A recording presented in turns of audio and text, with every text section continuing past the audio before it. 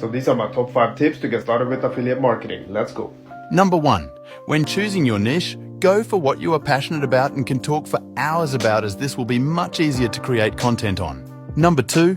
Explore affiliate marketplaces such as ClickBank, ShareASale, or Amazon Associates. Or directly approach brands within your niche to find high-quality products to promote. Number 3. Start a blog using platforms like WordPress or Blogger.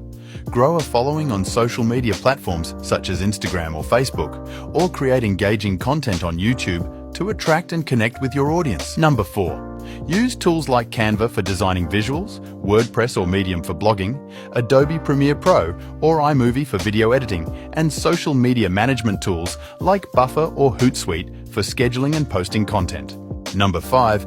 Utilize analytics tools provided by affiliate networks as well as platforms like Google Analytics to track performance metrics and gain insights into your audience's behavior and campaign effectiveness.